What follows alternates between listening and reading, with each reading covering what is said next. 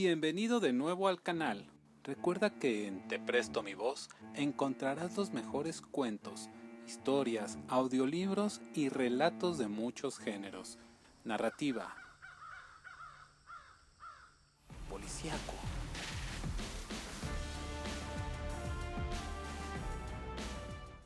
romance,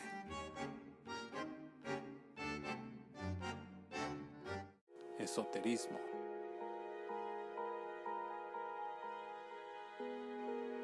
ciencia ficción.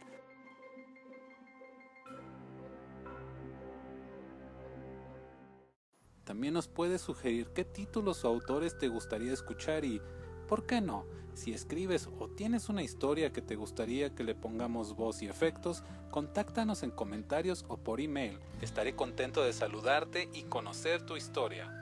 Recuerda que los videos de Te Presto Mi Voz se escuchan mejor con audífonos, así que corre por ellos, prepárate a escuchar el siguiente relato y, mientras te acomodas en tu mejor sofá o te preparas para dormir, suscríbete al canal, dale like, activa la campanita y disfruta de esta historia. Si te gusta la interpretación y te ha hecho sentir algo, no te dejó dormir, compártela a un amigo y no olvides quedarte pendiente de los nuevos relatos que tendremos. Recibe un cordial saludo, gracias por escuchar y disfruta la siguiente historia. Capítulo 7. Las impresionabilidades. 1. Recelo. 2. Sugestionabilidad. 3. Nerviosismo. 4. Abatimiento. 5. Alternativas de exaltación y depresión. 6. Tendencia lipotímica. 7. Ante la tarea. 1. Recelo. Determinada impresionabilidad siempre será inseparable de la aptitud de las diferenciaciones delicadas. De tal suerte, el artista y el intelectual se muestran sensibles a una rica y extensa gama de impresiones, la mayor parte de las cuales no producen efecto alguno en el hombre de acción o en el que se dedica a trabajos manuales. Generalmente, las personas impresionables gozan de ciertas facilidades y superioridades. Si estas personas tratasen de analizar sus impresiones, de orientarlas y de suprimir sus excesivas repercusiones, sería verdaderamente magnífico. A falta de esto, el reverso de la medalla frecuentemente adquiere mayor relieve que el anverso. Resulta de aquí que en determinados individuos se desarrolla una penosa tendencia a la aprensión. Sus pensamientos se contraponen y debaten perpetuamente en expectativas angustiosas. Las circunstancias actuales proporcionan más de un motivo de preocupación, perfectamente justificada. Pero las naturalezas aprensivas improvisan motivos de preocupación aún en aquellos momentos en que, para ellas, las probabilidades pueden considerarse satisfactorias. Inquietas por dificultades de discutible importancia, se sienten inclinadas a considerar como ineluctables, en un futuro próximo, ciertas eventualidades que tal vez no se producieron en todo el curso de su existencia. Para estos seres, lo peor parece fatalmente cierto. Además, recelan de todo. Les inspira desconfianza todo cambio de costumbres, de residencia o de tarea. El desconocimiento de sus méritos, las variaciones de la temperatura, los accidentes, las enfermedades, la inseguridad y otras 1000 cosas desagradables. Generalmente, en el origen de un estado semejante existen: primero, debilidad orgánica.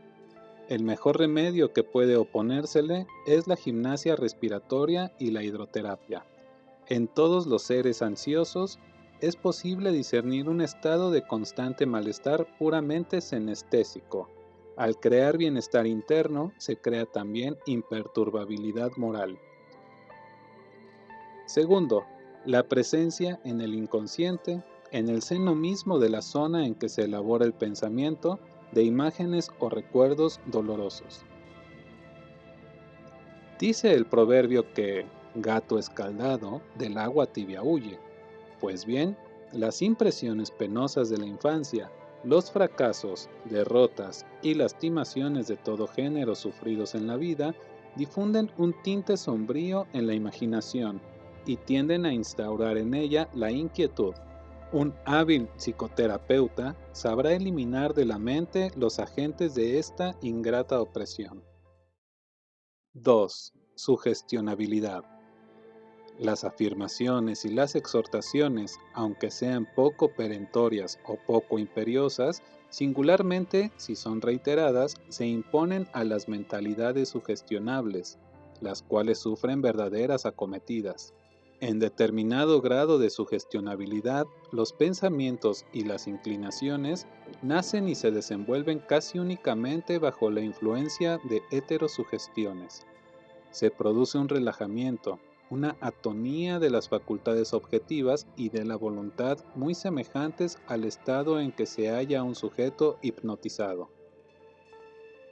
Inútil decir a qué abusos y a qué esclavitud están sujetos los grandes sugestionables, afortunadamente poco numerosos, a ninguno de los cuales se le ocurrirá la idea de leer la presente obra, cuyas enseñanzas, por otra parte, hallarían impracticables. Sufren un hándicap mucho menos grave las personas sencillamente pasivas, que tienen conciencia de su exagerada aptitud a acoger manifestaciones sugestivas. A estas personas les aconsejaremos que, por sí mismas, reeduquen su modo de ser, practicando la experimentación hipnótica a título de deporte psíquico. En cuanto a aquellas que no tienen más que reaccionar contra una ligera tendencia a la sugestionabilidad, la práctica de los preceptos consignados en los precedentes capítulos les ayudará considerablemente. 3. Nerviosismo. Esta excitabilidad espasmódica del sistema nervioso, explicable algunas veces por los desequilibrios del simpático, del cual hemos hablado en el capítulo 4, no siempre reconoce una causa tan profundamente patológica. La hiperagudez sensorial y la tensión exasperada, características del nerviosismo, muchas veces son resultantes del insomnio. Una o dos noches pasadas en claro bastan, casi invariablemente, para crear un estado de irritación nerviosa en un individuo ordinariamente calmoso y apacible. ¿Cómo podrán resistirlo los que habitualmente duermen mal? En consecuencia, ante todo, se adoptarán las medidas necesarias para asegurar el sueño.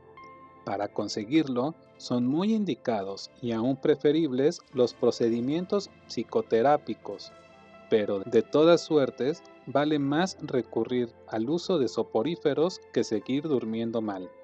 También se pueden combinar ambos procedimientos, tomar una dosis moderada de cualquier hipnótico y favorecer su acción mediante representaciones autosugestivas. Gradualmente se disminuirá la dosis cotidiana y pronto la autosugestión bastará. La aprensión de no poder conciliar el sueño habrá sido eliminada y se formará el pliegue psíquico de la conciliación del sueño. 4. Abatimiento. Si el abatimiento es sintomático de una astenia profunda, dará paso a un mejoramiento del estado moral, bajo los efectos de un tratamiento apropiado, semi-fisioterápico, semi-psicoterápico. Queremos referirnos a estos estados abrumadores que en los sujetos activos e impresionables a la vez suceden a una gran decepción o a cualquier manifestación imprevista de la adversidad. En una crisis de desaliento, si el interesado, cuyos resortes se han distendido más o menos bruscamente, comprende el mecanismo de su estado, se procurará inmediatamente un periodo de inacción tan absoluta como le sea posible. Tratará de dormir todo cuanto pueda y de procurarse algunas distracciones apacibles. Y de esta suerte recuperará en un mínimo de tiempo la integridad de sus medios habituales. Seguidamente, sereno al juicio, examinará la prueba a que acaba de someterse, investigará las causas que la han condicionado y resolverá acerca de la mejor táctica a adoptar para reaccionar contra sus efectos, limitarlos y prevenir su retorno. El profesor Sadler, especialista americano de cultura psíquica, escribía hace aproximadamente unos 25 años. Si pierdes valor, te dejas abatir por una dificultad. Revisa tu plan desde sus primeros elementos y reitera tus esfuerzos. No es precisamente la intensidad del progreso la que asegura el éxito, sino la continuidad y la ausencia de todo desfallecimiento. Ten siempre presente la ambición y el objeto que persigues y procura adelantar hacia él, en caso de que tu avance tenga que ser forzosamente lento y laborioso.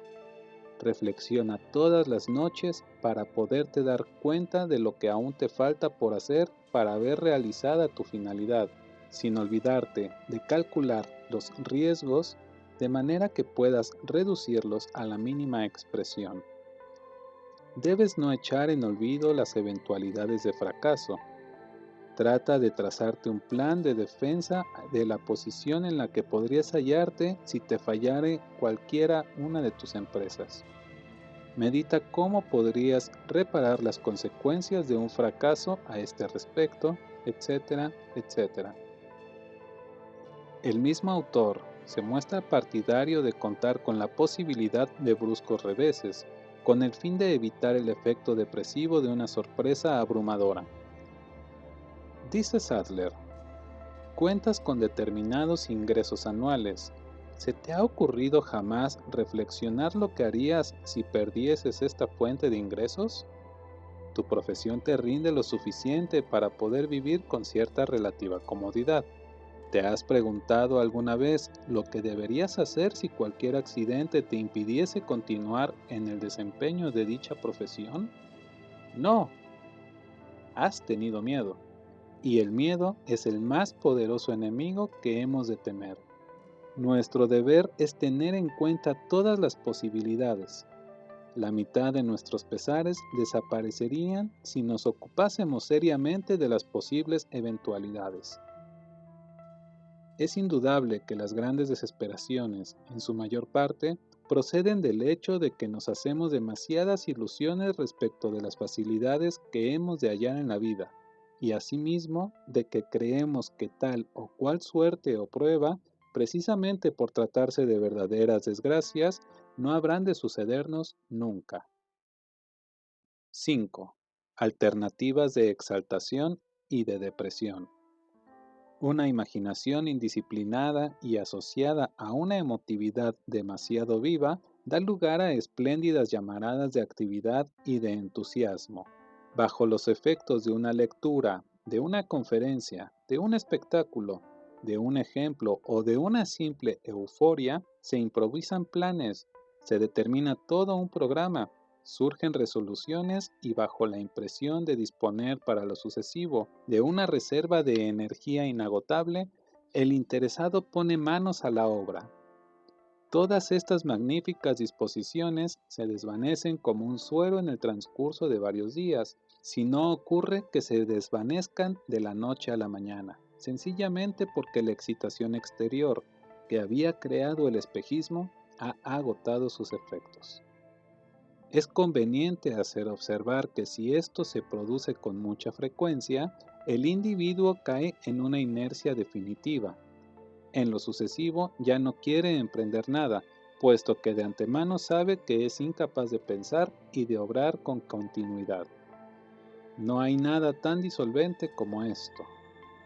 Para inmunizarse contra tales oscilaciones, lo primero que conviene hacer es valorar con frío realismo el estado actual de las facultades, de los conocimientos y capacidades que se posean. Seguidamente, examinar cuidadosamente las dificultades que ofrece la iniciativa o tarea que emprenderemos ante la perspectiva de un buen resultado. Para hacer estos inventarios, se debe proceder en la mayor soledad, en un retiro silencioso y fuera del alcance de toda clase de sugestiones o estímulos. Si se llega a la conclusión de que la empresa excede de los medios que se poseen, ya sean físicos o cerebrales, se aplazará su realización con el fin de alcanzar en el interregno el nivel de aptitudes y la capacidad de trabajo requeridos para poder triunfar en dicha empresa. De una manera general, es conveniente saber allanar en uno mismo nuestras decisiones y energías. Debe uno documentarse antes de decidirse, hacerse iniciar en una técnica determinada o explicar aquello que uno no llega a comprender claramente. Tomar ejemplo de personalidades vigorosas es siempre conveniente, pero nunca se debe esperar que la inspiración, el impulso o el aliento vengan del exterior. Los proyectos concebidos y estudiados fríamente, metódicamente y en secreto son los que triunfan. Las tareas emprendidas en un ambiente de recogimiento y sin precipitaciones son las que llegan a término sin desfallecimientos. Hemos tenido ocasión de indicar a millares de personas que habían caído en un estado casi abúlico por efecto de la inestabilidad de un carácter harto propenso al entusiasmo y alternativamente al abatimiento. La manera de reeducarse por medio de ejercicios, sencillos y cortos al principio y después gradualmente reforzados, aunque ofreciendo siempre la dificultad necesaria para requerir la aplicación de los mismos. Nosotros hemos dicho a estas personas: invierte en cada uno de los ejercicios todo el tiempo que te plazca, a razón de 10 minutos diarios, si no te es posible más, pero procede minuciosamente e imponte un trabajo perfecto. Este método siempre ha dado resultados positivos por la sencilla razón de que exige del interesado un género de esfuerzo, del que le es preciso obtener el máximo de posibilidades, solo de su concentración psíquica, precisamente cuando el individuo busca, en vano, quien le dé o le sugiera voluntad. Añadamos que la regularidad de las costumbres y la abstención de toda clase de estimulantes ayudan poderosamente a vencer la inestabilidad energética. 6. La tendencia lipotímica. Ante cualquier accidente, sobre todo si hay en él efusión de sangre, los temperamentos fuertemente impresionables estarán sujetos a desfallecimientos de carácter sincopático. Un espectáculo dramático, cualquier relato, incluso un simple recuerdo, pueden bastar para hacerles perder el conocimiento. Al producirse el choque, es conveniente tender al paciente en posición horizontal, con la cabeza al nivel del cuerpo. Las funciones que se habían retardado o suspendido se restablecerán por sí mismas. Por otra parte, he aquí la manera de inmunizarse gradualmente contra semejantes accidentes. Primero, cuídese de no vestir ropa alguna excesivamente ajustada, singularmente en la cintura, en el pecho o en el cuello. Segundo, efectúese por lo menos 10 veces consecutivas al día el siguiente ejercicio respiratorio. Aspírese lentamente el aire y llévese esa aspiración hasta los vértices pulmonares. Seguidamente, dilátese y contráigase suavemente el abdomen para que el aire refluya a las bases. Tercero, en los ejercicios diarios de cultura física, insístase en la flexión lenta y completa de las piernas, teniendo las manos en las caderas y el torso en posición bien vertical. Cuarto, de pie el individuo, perfectamente erguido, vuelva la cabeza en dirección del hombro derecho. Una vez efectuada toda la rotación, la cabeza debe volver a su posición primitiva.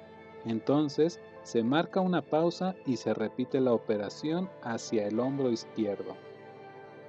Esto, repetido 10 veces todas las mañanas, fortifica los músculos del cuello y favorece la circulación en la zona escapulocerebral, precisamente en el lugar en que suele retardarse al producirse los llamados síncopes blancos.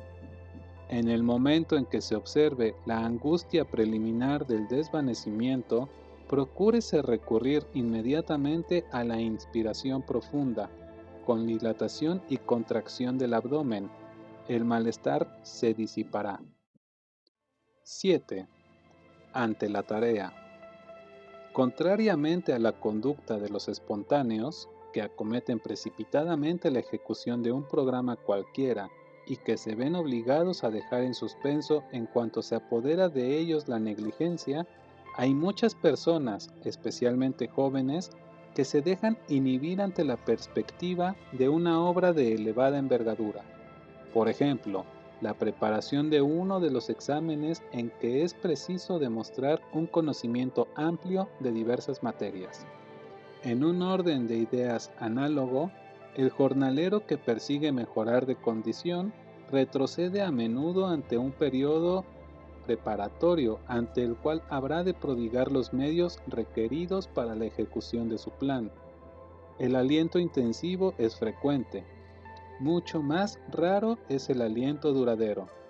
Este último es el resultado de la constancia de las avideces, de la clara jerarquización de estas y de una peculiar noción del tiempo.